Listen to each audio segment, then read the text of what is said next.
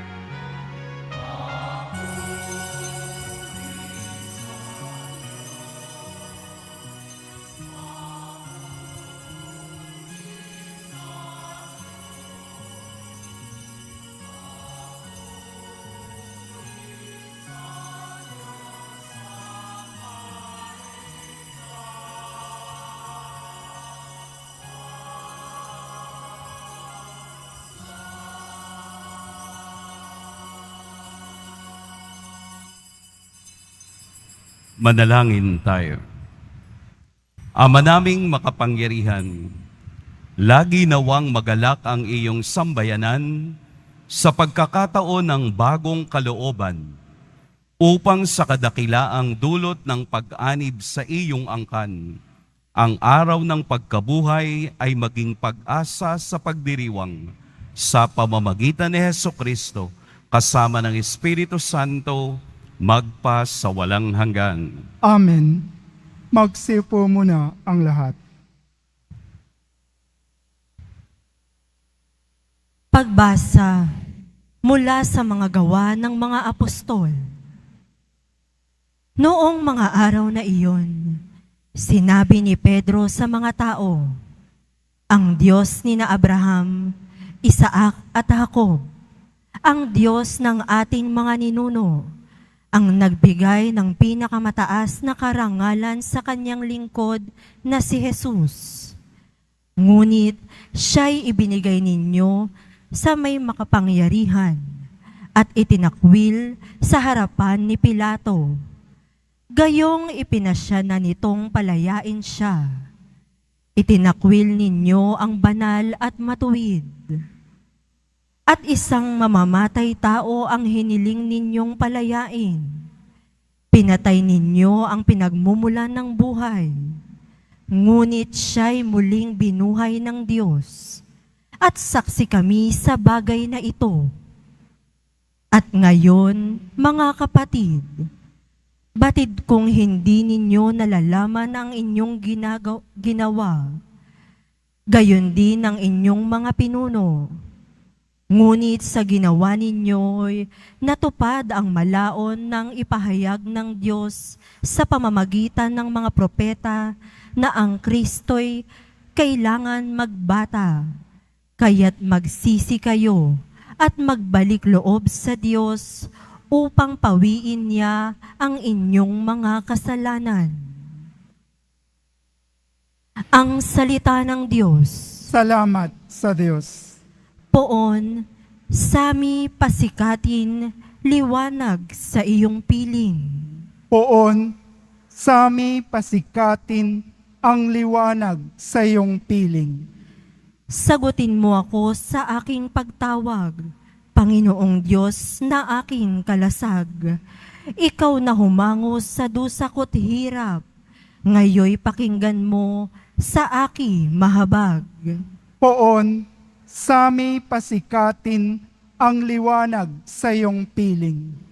Dapat mapagkuro ninyo at malaman na mahal ng poon akong kanyang hirang. Dinirinig niya sa pananawagan. Poon, sami pasikatin ang liwanag sa iyong piling. O Diyos, ang ligayang bigay mo sa akin, higit na di hamak sa galak na angkin. Nilang may maraming imbak na pagkain at iniingatang alak na inumin. Poon, sami pasikatin ang liwanag sa iyong piling.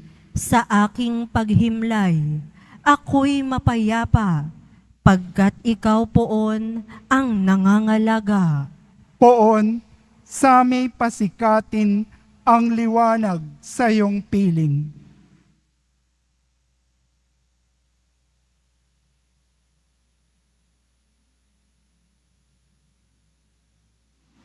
Pagbasa mula sa unang sulat ni Apostol San Juan. Mga anak, isinusulat ko ito sa inyo para hindi kayo magkasala. Ngunit kung magkasala ang sinuman, may tagapamagitan tayo sa Ama. At iya'y si Hesukristo, ang walang sala. Sapagkat si Kristo ang handog sa ikapagpapatawad ng mga kasalanan natin at kasalanan din ng lahat ng tao. Nakatitiyak tayong nakikilala natin ang Diyos.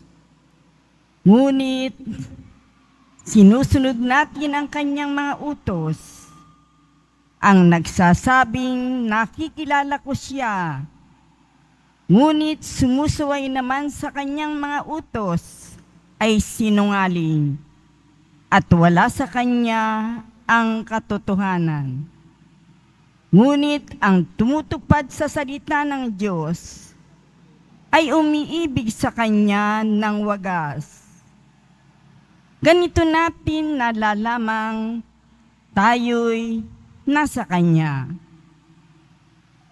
Ang salita ng Diyos. Salamat sa Diyos. Magsitayo na po ang lahat.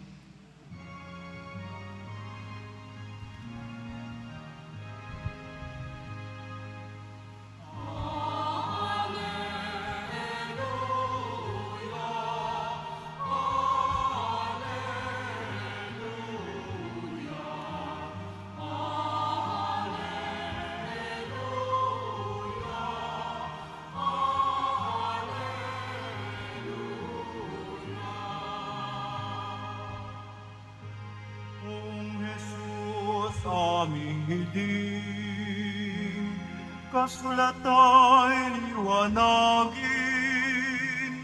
kami ngayon'y pag-alamin.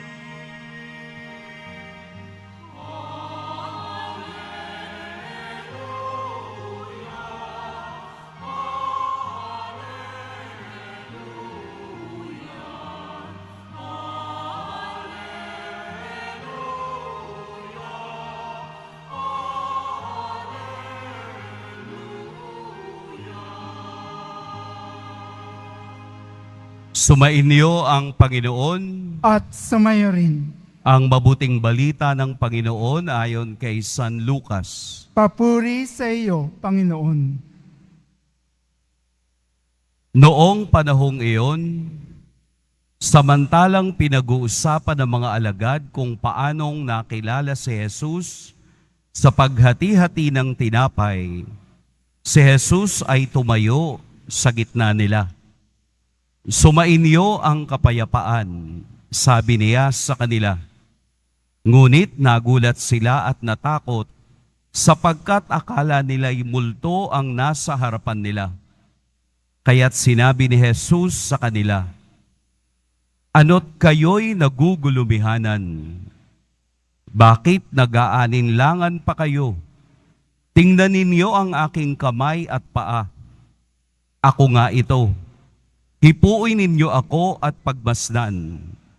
Ang multo'y walang laman at buto, ngunit ako'y mayroon tulad ng nakikita ninyo."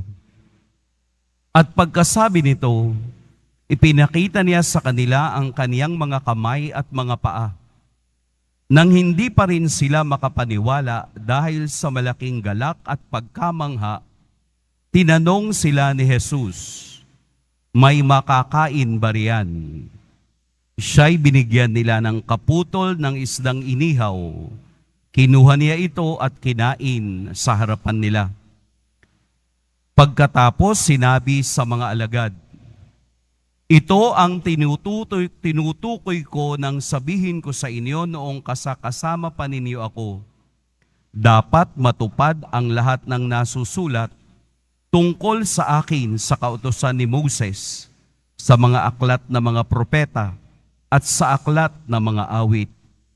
At binuksan niya ang kanilang mga pag-iisip upang maunawaan nila ang mga kasulatan. Sinabi niya sa kanila, "Ganito ang nasusulat, kailangang magbata ng hirap at mamatay ang Mesiyas at muling mabuhay sa ikatlong araw. Sa kaniyang pangalan, ang pagsisisi at kapatawaran ng mga kasalanan ay dapat ipangaral sa lahat ng bansa. Magmula sa Jerusalem, kayo ang mga saksi sa mga bagay na ito." Mga kapatid, ang mabuting balita ng Panginoon. Pinupuri ka namin, Panginoong Hesukristo. Magsipo muna ang lahat. Atin pong purihin at walhatiin ang ating Poong Jesus Nazareno.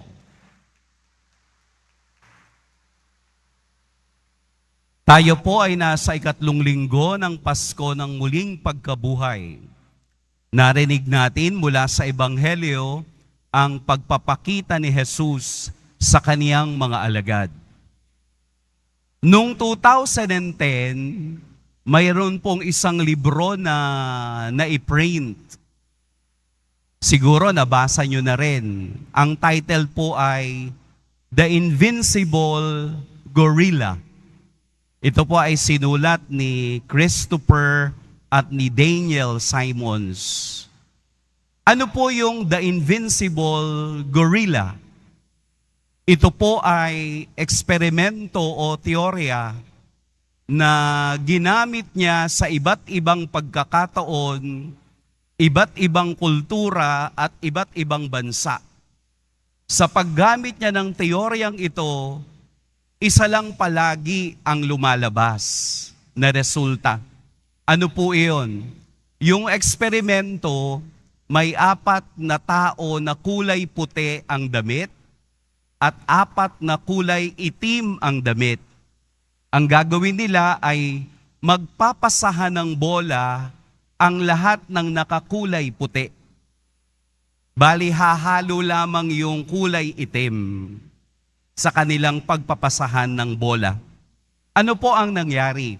Habang sila ay nagpapasahan ng bola, may isang gorilya na sasama doon sa grupo ng 4 na nakaitim. Ang resulta, pagkatapos ng experiment, hindi nila napapansin yung napakalaking gorilla. Kaya po ang tawag doon sa kanyang libro, Invincible Gorilla. Bakit po? Dahil ang nakikita lamang ng mata ng tao ay yung gusto lang niyang tingnan. Yung ibang bagay na nasa paligid niya, ayaw niyang tingnan. Hindi mo mapipigil ang taong tumingin sa isang bagay kung ito ang gusto niyang tingnan. Ang eksperimento ay nagsasabing, let us look beyond appearance. Titingin po tayo na lagpas doon sa itsura. Ibig sabihin, ang ating mata kahit kailan ay hindi makapagsasabi ng katotohanan at katiyakan.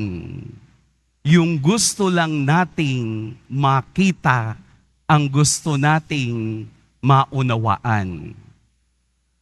Ang Ebanghelyo po ay nagsasaad din ng ganitong katotohanan, na ang tingin ng mga alagad kay Jesus ay multo, na ang tingin ng mga alagad kay Jesus ay hindi na nila kilala. Nagbago na ba si Jesus? Noong bago nakasama nilang nagpapahayag ng mabuting balita at yung Jesus na muling nabuhay. Nagbago na ba? Hindi. Nag-iba lang ang kanilang gustong tingnan. Kaya nga upang sila ay makumbinse na kaparehong Jesus ang inyong kaharap, ipinakita niya ang sugat sa kaniyang kamay at sa tagiliran. Kumain pa nga para ipakita sa kanilang totoo ang nakikita ninyo. May laman, may katawan. Bakit ganon ang tingin ng mga alagad? Dahil sila ay nabigong tingnan si Jesus at unawain ang gusto niyang mangyari. Kaya nga maliwanag sa Ebanghelyo na binuksan ni Jesus ang kanilang kaisipan.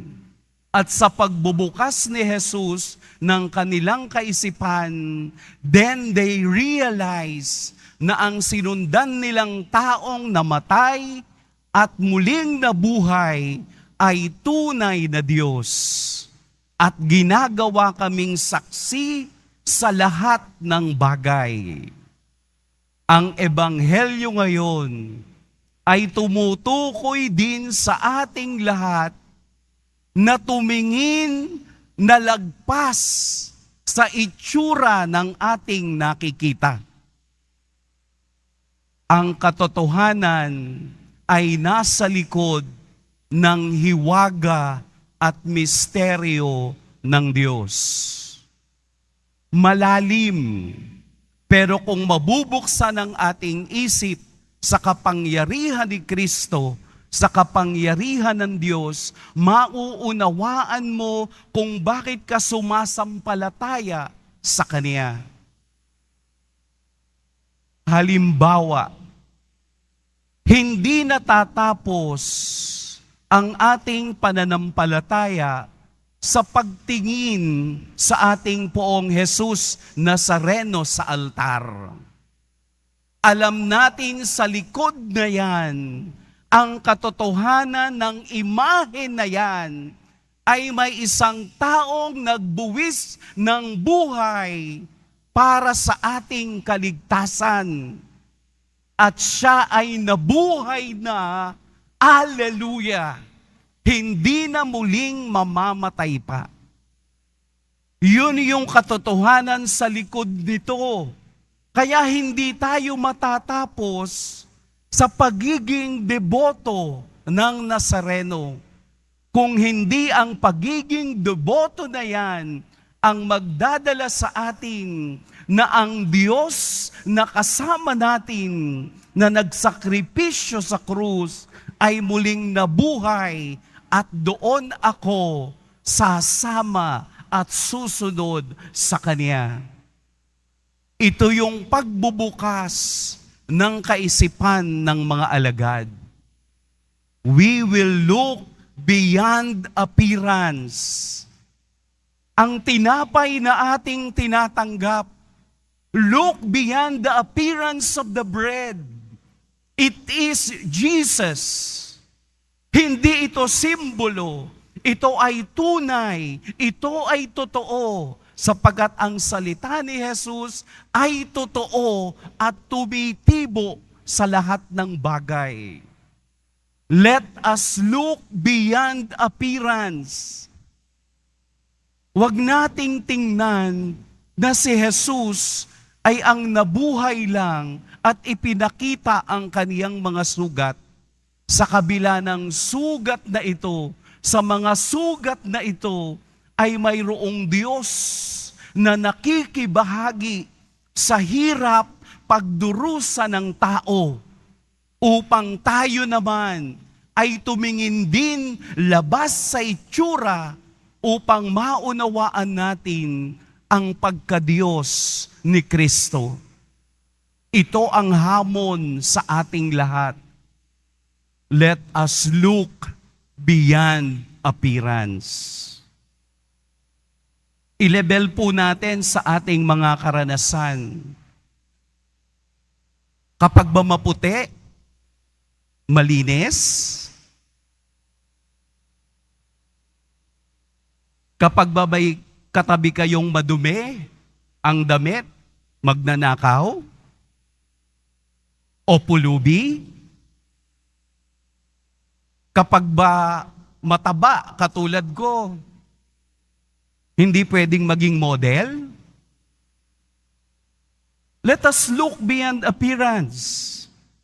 Dahil yung appearance na hinahanap natin sa tao, level ng ating pag-iisip, ay nawawala at nasisira. Kapag ba may daladalang bag na maganda, donya? Kapag ba palaging kumakain sa mamahaling restaurant, mayayaman? Let us look beyond appearance. Huwag tayong huhusga dahil lamang sa hitsura. Lumagpas tayo doon sa hitsura na minsan nga yun pang mga taong minamaliit natin at hindi natin pinaniniwalaan ang mas nagiging tagumpay sa kanilang buhay. Yung minamaliit natin at palagi nating ginajudge ayon sa hitsura, ay siya pang may tunay na pananampalataya sa Diyos. Kapag ba madasalin at lumalakad ng paluhod sa altar, banal na? Diba? Mahirap? Let us look beyond appearance. Kilalanin natin katulad kung papaanong binuksan ng Diyos ang kaisipan ng mga alagad upang tunay siyang makilala at maging saksi magpahanggang ngayon ng pagmamahal at awa ng Diyos. Pangit man sa inyong paningin, pero sa Diyos, wagas na wagas pa rin. Ayaw man ninyong tanggapin, pero sa Diyos, yayakapin ka ng buo at walang pagdududa. Tayong lahat na naririto ngayon ay binubuksan ang pag-iisip ng Diyos upang tingnan natin siya at ang ating kapwa ng lagpas sa kakayahan ng mata, kung hindi kakayahan ng pananampalataya at kakayahan ng pag-ibig ng Diyos. Sana po ang Ebanghelyo ngayon, bago tayo matulog mamayang gabi, ay muli nating balikan at pagnilayan ano nga bang bagay ang ibinubukas ng Diyos sa aking isip. At kung ito'y mabuksan na, mauunawaan natin ang tunay na daan patungo sa kaharian ng Diyos. Amen. Pagpalain tayo ng poong may kapal.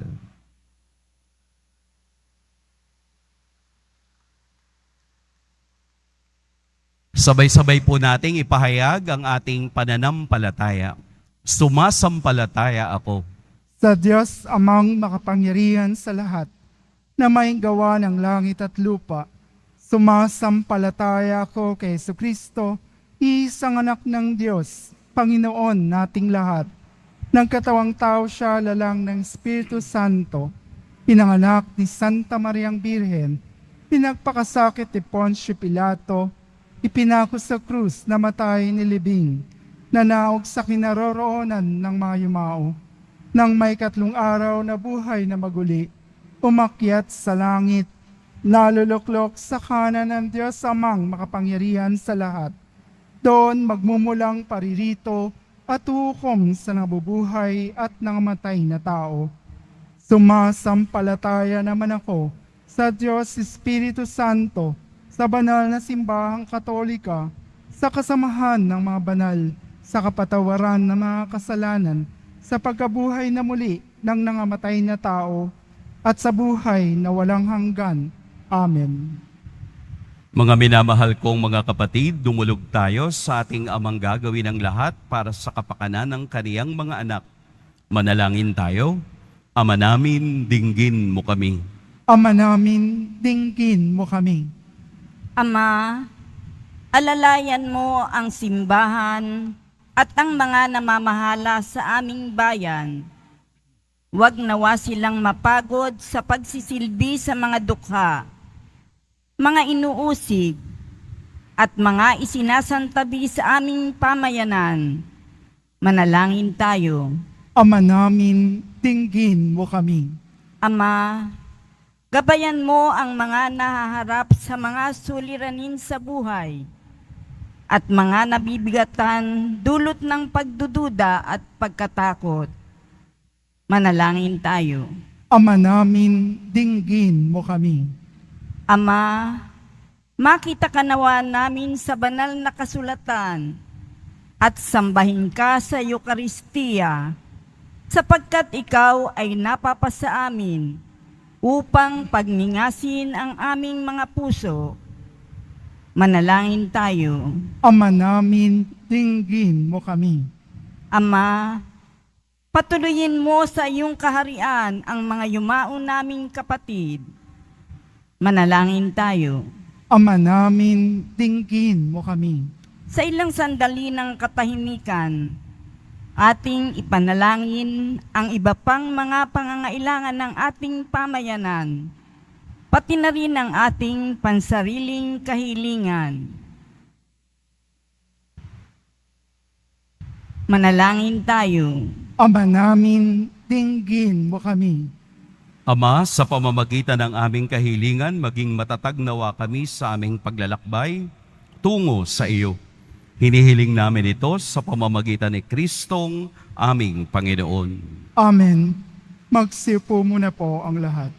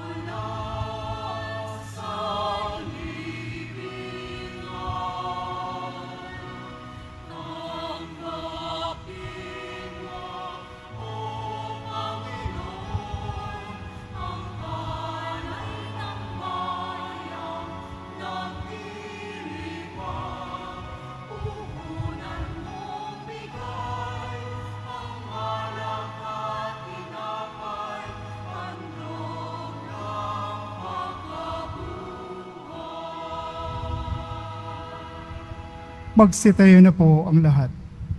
Manalangin kayo mga kapatid upang ang paghahain natin ay kalugdan ng Diyos amang makapangyarihan. Tanggapin nawa ng Panginoon itong paghahain sa iyong mga kamay, sa kapurihan niya at karangalan, sa ating kapakinabangan at sa buong sambayanan niyang banal.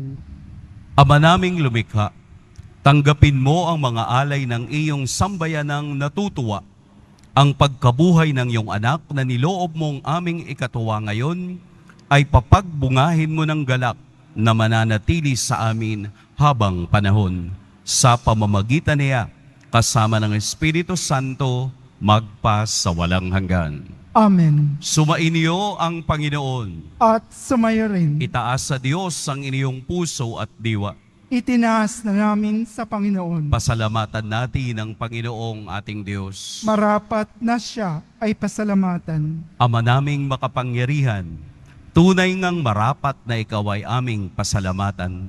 Ngayong ipinagdiriwang ang paghahain ng Mesiyas, ang maamong tupa na tumubos sa aming lahat.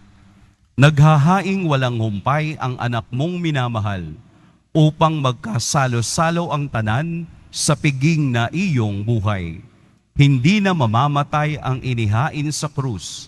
Ang sa krus ipinakoy, buhay lagi bilang handog. Kaya kaisa ng mga anghel na nagsisiawit ng papuri sa iyo, nang walang humpay sa kalangitan, kami nagbubunyi sa iyong kadakilaan.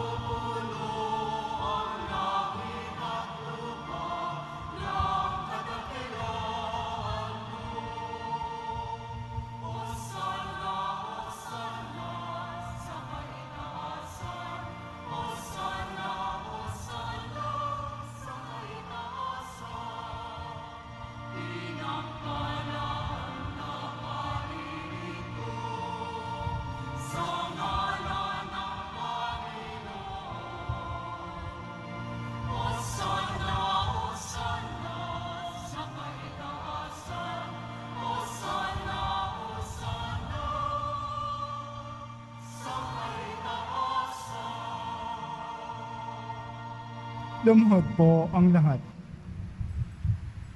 Ama naming banal, ikaw ang bukal ng tanang kabanalan.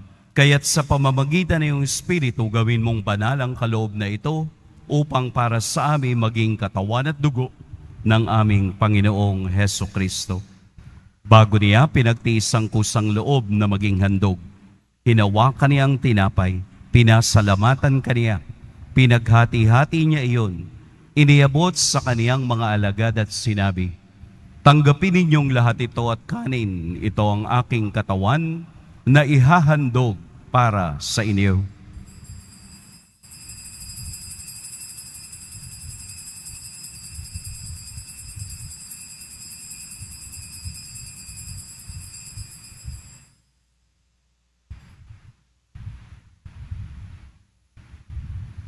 Gayun din naman, noong matapos ang hapunan, hinawakan niya ang kalis, muli kaniyang pinasalamatan.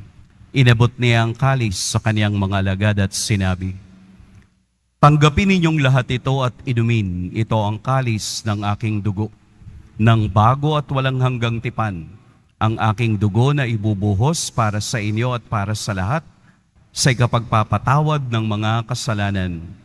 Gawin ninyo ito sa pag-alala sa akin."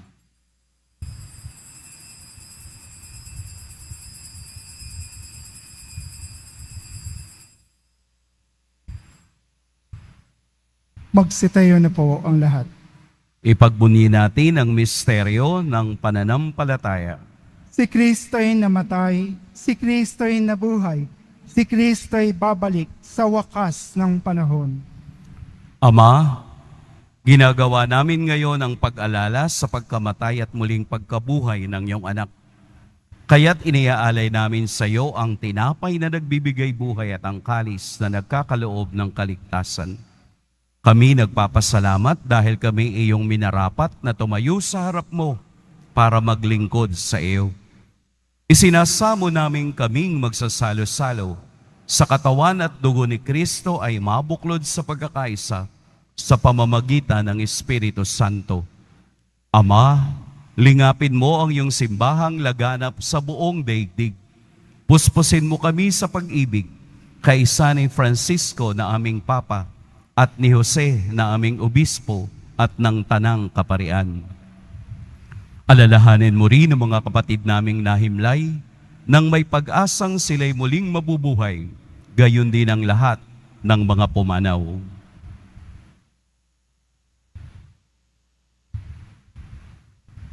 Kaawaan mo sila at patuloyin sa iyong kaliwanagan. Kaawaan mo at pagintapating kaming lahat na makasalo sa iyong buhay na walang wakas. Kaisa ng mahal na Birheng Maria na ina ng Diyos, ng kabiyak ng puso niyang si San Jose, kaisa ng mga apostol ni San Juan Bautista, at ng lahat ng mga banal na namuhay dito sa daigdig ng kalugod-lugod sa iyo, maipagdiwang nawa namin ang pagpupuri sa ikararangal mo sa pamamagitan ng iyong anak na aming Panginoong Heso Kristo.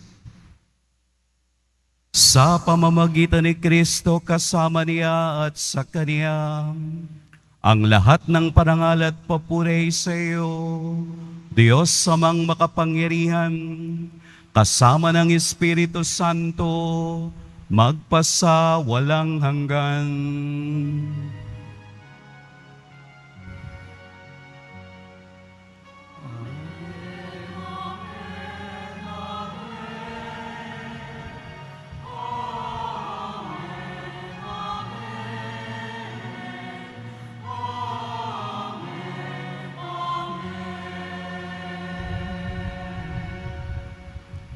Sa tagubili ng nakagagaling na utos at sa turo ni Jesus na Panginoon natin at Diyos, ipahayag natin ng lakas loob. Ama namin, sumasalangit ka, sambahin ang ngalan mo, mapasa amin ang kaharian mo, sundin ang loob mo dito sa lupa para ng sa langit. Bigyan mo kami ngayon ng aming kakanin sa araw-araw, at patawarin mo kami sa aming mga sala para ng pagpapatawad namin sa nagkakasala sa amin. At huwag mo kaming ipahintulot sa tukso at iadya mo kami sa lahat ng masama. Hinihiling naming kami iadya sa lahat ng masama, pagkalooban ng kapayapaan araw-araw, iligtas sa kasalanan at ilayo sa lahat ng kapahamakan, samantalang aming pinananabikan ang dakilang araw ng pagpapahayag ng tagapagligtas naming si Heso Kristo. Sapagkat iyo ang kaharian at ang kapangyarihan at ang kapurihan magpakailanman. Amen. Panginoong Heso Kristo, sinabi mo sa iyong mga apostol, kapayapaan ang iniiwan ko sa inyo, ang aking kapayapaan ang ibinibigay ko sa inyo. Tunghayan mo ang aming pananampalataya at huwag ang aming pagkakasala. Pagkalooban mo kami ng kapayapaan at pagkakaisa ayon sa iyong kalooban, kasama ng Espiritu Santo, magpa sa walang hanggan. Amen. Ang kapayapaan ng Panginoon naway laging sumainyong lahat. At sumayo rin. Magbigayan kayo ng kapayapaan sa isa't isa.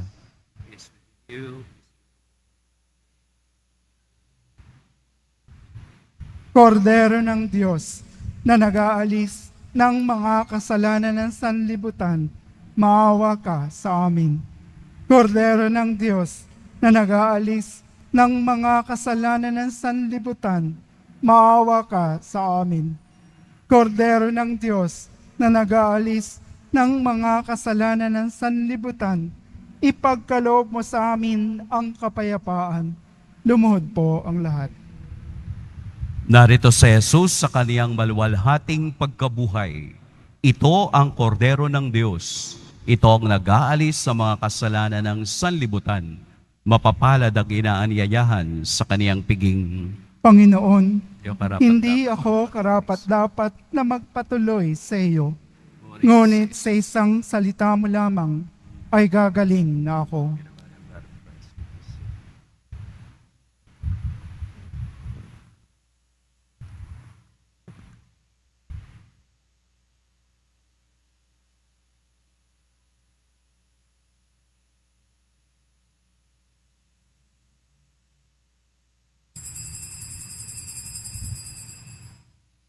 Para sa lahat ng tatanggap ng banal na komunyon, sasagot po tayo ng Amen pagkasabi ng pari o ng lay minister ng katawan ni Kristo at isubo agad sa bibig bago umalis sa harapan ng pari o lay minister.